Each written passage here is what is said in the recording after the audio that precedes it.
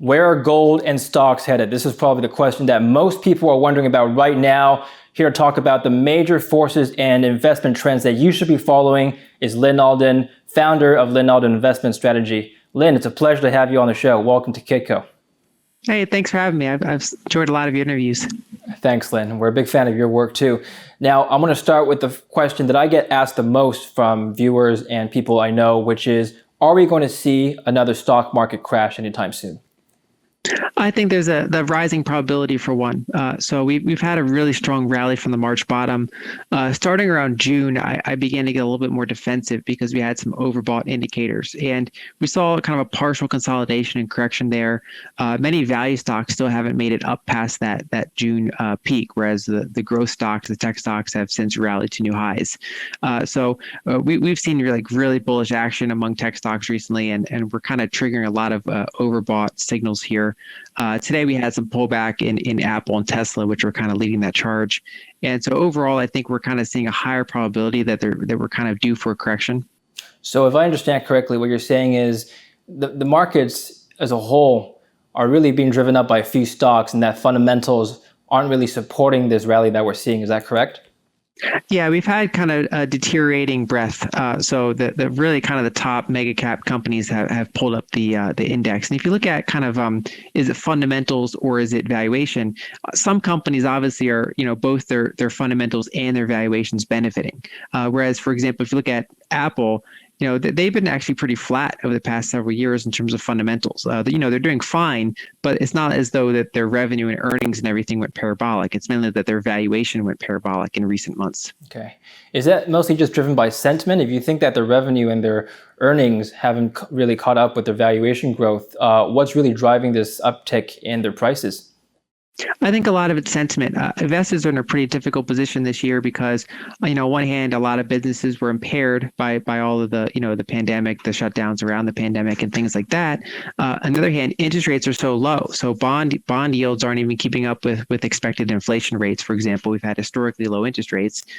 So equities by most metrics are very expensive, but actually compared to treasury yields, they're not that expensive at all. So it's kind of that really kind of weird situation where both equities and bonds are historically expensive. And many investors have flooded into these tech stocks that have been less harmed by the pandemic, in some ways benefiting by it. But their valuations have become very stretched. We likely have algorithms chasing them at this point. And also we've had a lot of option buyers, so that a pretty small amount of money can kind of influence some of the big money stocks. Would you use the word bubble to describe the tech sector right now? Are we seeing 2001 all over again? I do think it's starting to become pretty bubblicious. I've been hesitant to use that word for a while. I've always been describing it as overvalued, like richly valued. I think this latest run is looking pretty bubbly. It's not quite in some ways where it was in 2000, but it's probably second to that. Yeah. Are there any other sectors that are most at risk besides tech, you think? It really kind of depends on outcomes. So a lot of other, banks, for example, are quite inexpensive. On the other hand, if they face widespread insolvency from a lot of their clients and customers, they could be more impaired, especially if we stay in a low interest rate environment. So a lot of it kind of depends on fiscal. And kind of talking about valuations, I think actually a really good kind of comparison is the Nifty 50, which is the equity market back in the 1960s, and that was basically it wasn't bubble to the extent of the dot-com bubble, but it was just all those kind of mega caps were just very overvalued. And even though they did very well fundamentally, they ended up having a pretty serious correction. Was there any fiscal impact on the Nifty 50 back in the 60s? No, mainly it wasn't then. It was just that it was kind of sentiment. So it was kind of like the idea that you could buy at any price. And so, and later when you started to get more inflation, you got higher yields, and it really kind of pressured the valuations of those high valued firms. So it's kind of a low industry environment like you have today. When you're talking about fiscal stimulus, you're not just talking about the stimulus checks for Americans, right? You're also talking about tax cuts, for example. What other examples can you refer to? It can include tax cuts. It can include enhanced unemployment benefits like we saw earlier this year. It could include more stimulus checks. It could include some sort of infrastructure spending. It could include corporate or payroll kind of tax holidays or tax cuts. And So there's a variety of different kind of packages being negotiated by Congress. And basically what we've seen this year is, so in most recessions, when people lose their job, they have lower income. So there's more, bankruptcies, there's more insolvency events that trickles out to the companies. This year, what's interesting is that personal income is up. So some people lost income. If for example, you lost a high-paying job, but you got a little bit of replacement income, then you weren't made whole. But for a nation as a whole, national income is actually higher than it started the year, and that's because government transfer payments kind of filled that hole that was left over by lower employment.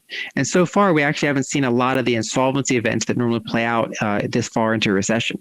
So the big question going forward is if they kind of let that play out. If we don't get a lot of kind of another round of fiscal, we're likely to see more people miss rent, miss mortgages, be unable to afford either discretionary items or necessities, and we could see kind of a more disinflationary contraction.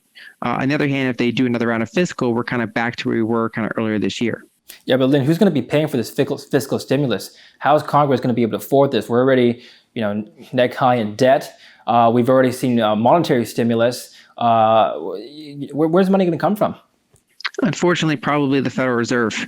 So I think going forward, a lot of the treasuries are going to wind up on the Federal Reserve balance sheet. They bought most of the treasuries that were issued earlier this year.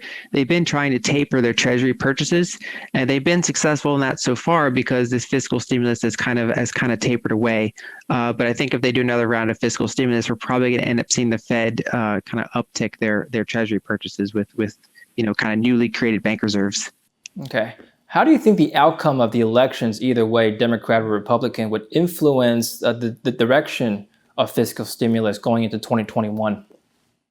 I think the overall amount of stimulus, which includes both spending and tax cuts, it depends more on the decisiveness of the election rather than who wins. Because if you have a gridlock situation, you're more likely to get kind of a reduction in that stimulus, which is actually kind of what we've been seeing now. On the other hand, if you get kind of a decisive win either way, you're likely to see larger deficits, but the type of those deficits could vary based on which one of those two ways it swings. So if you see kind of a Republican hold, you could see kind of a combination of spending and tax cuts. Whereas if you see, the Democrats take control, you could see more spending, but you could also see potentially higher taxes on some corporations or some groups. Okay, so let's assume that another round of fiscal stimulus doesn't really go through. We're not going to see more stimulus checks. We're not going to see infrastructure spending, like you said. And let's also assume that the economic growth doesn't significantly pick up more than it is already. So in that particular scenario, what would be the worst case scenario for stocks? What kind of a correction are we looking at? We've already seen March 2020. Could it be as bad as March? It could be, yes. So my base case for a while is that March is probably a pretty significant bottom, and because I think that once we get kind of a pretty sharp sell-off, that would kind of increase the odds of that stimulus happening. But if you just assume literally zero stimulus, then there's going to be a very large solvency event playing out over the next year, most likely. All right. A couple of people I've talked to have supported the idea of modern monetary theory, and think that the Federal Reserve is going to continuously push up equities prices because of nonstop stimulus. So basically, what we talked about, valuations, don't really apply in this sense because it doesn't matter where valuations stand, the Fed's just going to keep driving up prices. How would you respond to that? I think we're likely to see some of that play out, but it doesn't really come without a cost. So I think we're likely to see, a pretty significant amount of currency devaluation over the coming years. For example, if you look back, the last time federal debt as a percentage of GDP reached this high was in the 1940s during World War II. And pretty much what happened over the next, throughout the 40s, and there's actually roughly a 30 or 40 year period around that time where treasuries didn't really keep up with inflation. So, in the 40s, they lost ground to inflation. In the 70s, they lost ground to inflation. In the 50s and 60s, they barely produced positive returns. So, inflation adjusted returns. So generally these very large debt bubbles end up being resolved by treasury bonds failing to keep up with inflation, and that also ends up applying to cash and kind of other forms of bonds and cash. Are there any sectors that you do like, that you're bullish on? So I'm still pretty preferential towards precious metals. I also like some international stocks, and then even in the U.S., there are some value stocks that are still reasonably compelling, especially when compared to, say, low-yielding treasuries or cash. Okay. All right, so let's talk about precious metals then. What's your thesis on gold? Why should we, as investors, care about gold? So gold and then to a lesser extent silver, they trade on long term over two main variables. So one is the increase in the money supply. So as you increase the amount of currency in the system compared to a scarce asset, the price of that scarce asset tends to increase. The other variable is real interest rates. So nominal interest rates minus the actual or expected inflation rate. And so over time, gold tends to do very well in low or negative real rate environments, and tends to do poorly when you can get a real positive return from cash and treasury. So ever since 2018, I've been very bullish on gold, silver, and gold miners, and so far that's played out. Now we've come pretty far pretty fast, so I would be surprised to see some corrections, especially if we have this kind of fiscal gridlock or lack of stimulus. You could see kind of a potentially higher real yields, because you could get kind of a decrease in official inflation measures. But long term, I remain quite bullish on them. I think we're going to be in a very low period of real yields for a while. How do you think governments and central banks around the world view gold as an asset? And back in the Bretton Woods system, gold was used to stabilize currencies, but that's been abandoned. So how are they using gold now? Well, we've seen a bit of a rebound in that. So, ever since the 1970s, they've been kind of accumulating treasuries more so than gold. But in the past, 5 or 6 years, if you look at central bank balance sheets, they haven't really been adding to their treasuries at all, even though there's been a ton of treasury issuance. And instead, we've seen an uptick in gold purchases, especially over the past 2 years. Now, some countries have been leading the way. So, for example, Russia has more aggressively de-dollarized, and they've been buying gold hand over fist. But we've seen other countries do that to a lesser extent as well. We've also seen central banks relocate their gold back to their own vaults in many cases. So I think that the central banks are kind of looking more toward that neutral kind of it's not someone else's liability. There's no counterparty risk, and it's a scarce, yieldless asset. I think we're kind of seeing more of that. Why the move towards de-dollarization around the world? Is there a political incentive behind this movement, or is it because countries around the world just don't see the dollar as being as stable as anymore as a currency?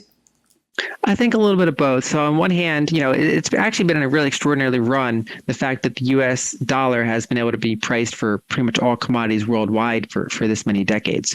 But the US isn't even the largest commodity importer anymore. That's China. And then, of course, we've also used the dollar system somewhat, for sanctions and other things.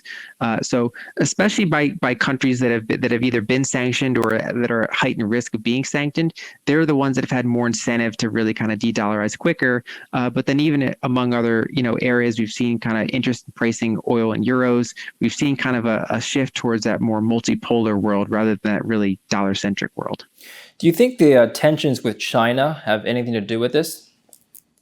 I do. And if you look at, for example, one of the most notable metrics is that if you look at trade between China and Russia, 2 years ago, that was almost entirely dollar based. But just in that 2 year period, now it's like half euros and half dollars. And I think euros actually slightly overtook dollars in the amount that they trade.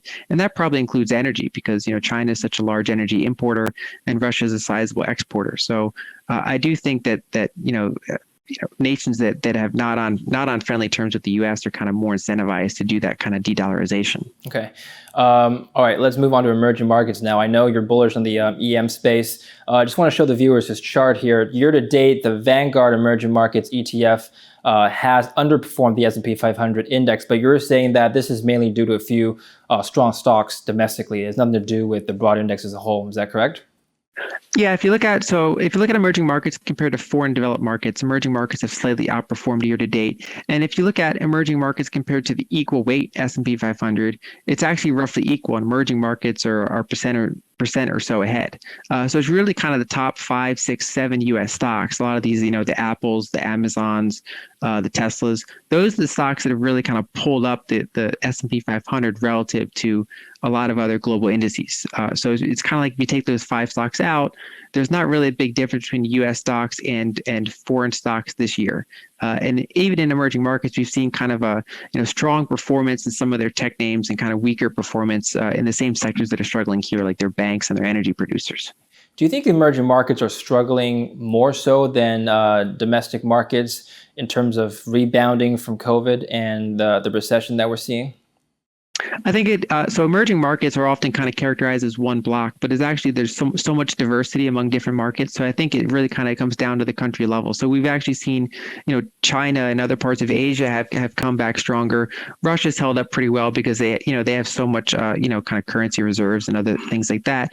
On the other hand, countries that were highly vulnerable to begin with, that had, for example, a lot of dollar-denominated debt and low FX reserves, like Turkey, we've seen more of an issue there. We've seen more issues in South America as well. Okay, so when you're picking foreign markets to invest in, what are some of the factors you're looking for? How do you screen for, let's say, geopolitical risk, valuations? It's difficult to compare, let's say, valuations in China versus valuations in Russia. You're comparing apples to oranges. So how would you pick between jurisdictions? So a couple ways. One is I look at GDP growth, and I looked at the sector composition of their equities. So you kind of allow for higher valuations for a faster growing or kind of higher value sector area. Like there's more technology, if there's more GDP growth. I also look at debt levels, so it includes government debt, household debt, corporate debt, to kind of get an idea of how leveraged that place is. And then I also, especially for emerging markets, I look at their FX reserves as a percentage of GDP, and I also look at their dollar-denominated debt because sometimes you have countries that have low debt, but they have a lot of it's dollar-based, which they have less control over. So I kind of look at all those different factors for growth, valuation, stability, things like that. You brought up an excellent point, which is dollar-denominated debt. It's important for the viewers to understand what you mean by that. So sovereign debt denominating US dollars. So the risk here is that if the dollar goes up, their interest payments also have to be increased as well. Is that correct? Yeah, so a lot of it's sovereign debt and it's corporate debt, and basically these entities outside of the U.S., many of them they've been unable to borrow in their own currency, so because lenders have wanted to have that reassurance of dollars, and so for example, you might have a Turkish corporation borrow in dollars, but then if their local currency weakens compared to the dollar, and if global trade reduces, so there's less dollars flowing into Turkey, then that corporation can have trouble getting dollars to repay or even service the interest on their debt. So you tend to get it's almost like a quantitative tightening situation in these emerging markets if their debt is basically going up because the dollar strengthening relative to their local currency, and that's kind of been an age-old problem with emerging markets. And how significant is this risk right now? Where do you see the dollar headed? So ever since October, I've been pretty bearish on the dollar. So the past like 10 months or so, we of course had that big spike in March, but we've seen the policy response from that. So we've gone down pretty far. Now that we've gone down pretty far, pretty fast, I'm a little bit concerned that there might be a kind of a rebound in the dollar. I don't really have a strong near-term conviction. Longer term, I'm still pretty bearish on the dollar, but I think we could see some turbulence here. And there are some countries like Turkey that are more vulnerable to that higher dollar. Okay, and where do you see inflation domestically in the U.S.? So it's very segmented. We're actually seeing inflation in a lot of essential goods. Of course, healthcare is inflating. We're seeing an uptick in food inflation. We've seen that big spike in lumber prices, for example, because you have a combination of shortages and all these people wanting to move out of the cities. Whereas many kind of discretionary goods are still experiencing disinflationary pressures because some people are putting off purchases. So it really kind of partially depends on upcoming fiscal policy and monetary policy. Lyn, would you ever see a scenario where the dollar is rising along with inflation? And if that's the case, what would happen to gold? What would be a stronger force on gold in that case, dollar or inflation? Yeah, so it's definitely a possible scenario because the dollar, when we talk about a strengthening or weakening dollar, we're comparing it to other fiat currencies like the euro and the pound. So you could have a situation where you have inflation in multiple countries, but the dollar is still rising compared to those other currencies. Now that's a pretty rare situation because often what holds up the dollar is kind of a dollar shortage. So if there's not a lot of dollars floating around, which in inflationary environments it tends to mean that there's actually a lot of dollars floating around. So that kind of strengthening dollar and inflation is pretty rare. I think most likely you'd probably have the gold rise in that situation because you'd have kind of multiple people in other countries also pursuing gold because their own currency would be likely weakening and inflationary. But it would also depend on what real rates are doing. That's kind of the biggest driver at any given time. Okay. Last question, Lyn. Portfolio allocation. So given your macro theses, how would you be executing your thoughts? How would you be actually deploying your capital right now? So I like a diversified equity position, a little bit tilted away from some of these, big mega caps that have really soared in recent months. I do like emerging markets to some extent. I do like kind of high quality U.S. stocks that are not really experiencing this bubble. I like precious metals in the portfolio to replace some of the bond component because interest rates are so low. I also do keep some treasures on hand so that I can use them in a counter-cyclical investment, method. And then I do like a small sliver to Bitcoin as well. Which of those things would you be overweight in right now? I like precious metals, and then relative to volatility, I am kind of overweight Bitcoin, but it's a smaller position due to the volatility. Okay, perfect. Lyn Alden, I want to thank you so much for coming on the show today. I'd love to catch up with you some more and talk about Bitcoin and other things. But thank you very much for coming today. Yep, thanks so much for having me. Thank you for watching Kitco News. I'm David Lyn. Stay tuned for more.